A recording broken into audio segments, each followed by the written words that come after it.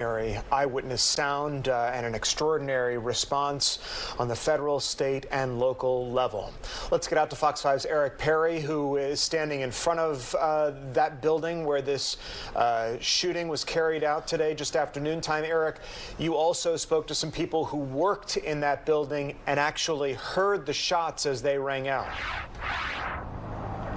Yeah, and when I talked to several of the people who were inside that medical building, from what they're telling me, they describe it as a family. They're describing it as my building. So, of course, they are feeling this immensely. I do want to show you where I am. I'm at Spring and 14th Street. It's where I've been for hours. Of course, it has thinned out just a little bit, but you can still see a lot of Atlanta police here. And then up there, you can see where their command center is as well. Again, I talked to a lot of those doctors, those physicians, those nurses who are coming out of that building. Take a listen. One man said he was in surgery. The second person said that he initiated what was called a silver alert, and that is really to them what an active shooter it signifies for those staff members there. Take a listen.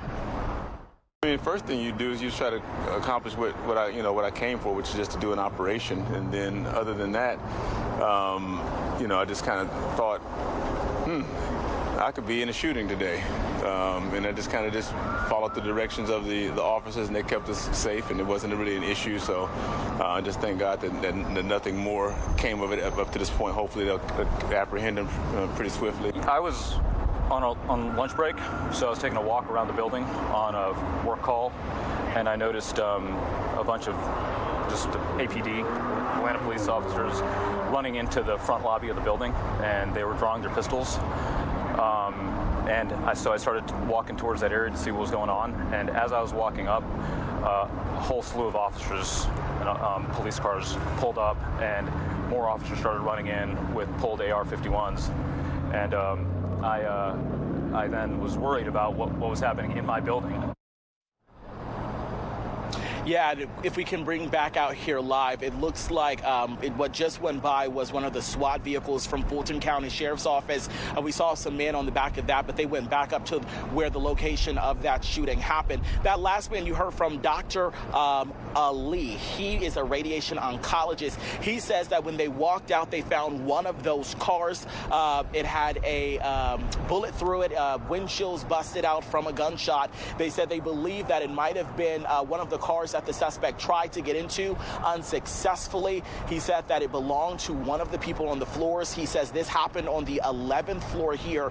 Here's what we're working on right now. There is a scene kind of diagonal from me. I've been watching. Atlanta Police has that parking lot taped off. They said that, thank you so much, Zorn, for zooming around to it. You can see they've been processing this scene for a while. We're trying to pin down exactly where that carjacking happened. I've sent that to Atlanta Police. They say they have several different locations around this area, and that this is one of them. They're trying to pinpoint exactly where that car was carjacked with that suspect there. But this is just next to a Shell gas station. We've been watching this. They've been processing, and at one point this gas station was shut down as well. But back out here live, just again, a heartfelt day, a tragic day, as many of those people inside have to figure out how they move forward. But one thing is for sure, they told me they will move forward together and as a medical family.